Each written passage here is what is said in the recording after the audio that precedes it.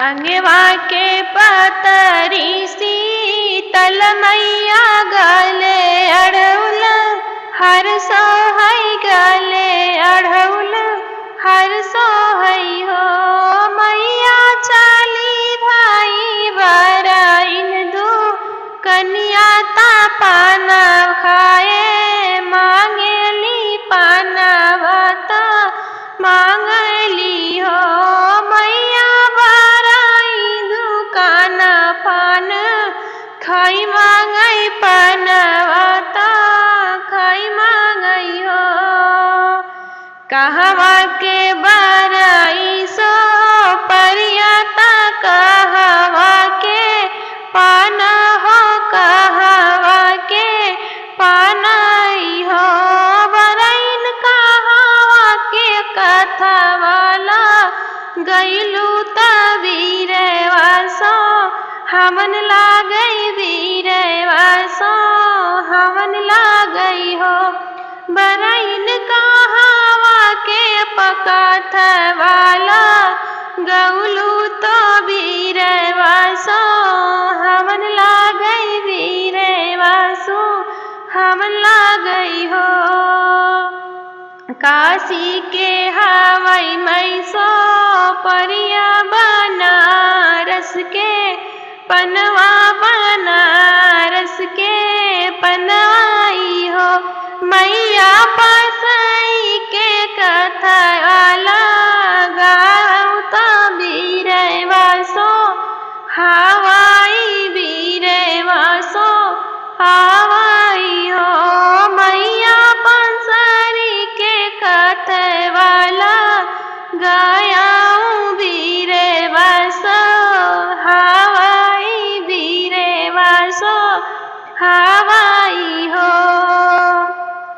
सोने कई झूर काटा बरैन सो परियता सतबीर सो परियता सतबीर हो।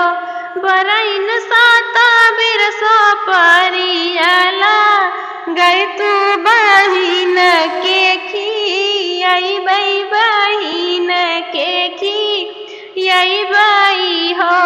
बरैन सात सो परियला गौ तू बरई बहनिन का खी बई बहनियन का खी बई हो। साता ही बीर वाला गावई बराइन साता ही बीर वाला गावई बराइन सातैला गावई बराइन हो। बराइन बनाई कई बीरा दिले मैया ता खुशी खुशी लवली ता मैया खुशी लवली ने हो। सातो बहिन कजे देली ता खाई मुस्कुरानी ता खाई मुस्कुरानी ने हो। बहिनी कहवा कई पाना बड़ा निकता हमहू काले चलतू ता हमहू काले चलती हो। बहिनी कहवा कई पनवा बड़ा निकता हमहू काले चलत्यो ता हमहू काले चलती हो।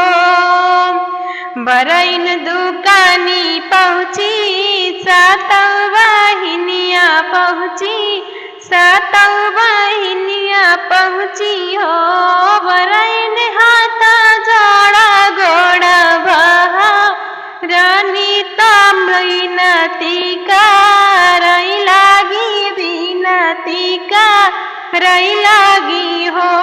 बरैन हाथ जोड़ा गोरे बहा रानी ता विनती का रई लागी विनती का रई लागी हो।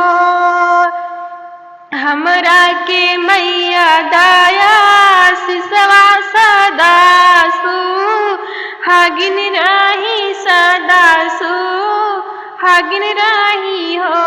मैया खेलत रहे मोर परिवार ताई है आशीर्वाद दई दाई है आशीर्वाद दई दा हो मैया हंसत खेलत रहे परिवार ताई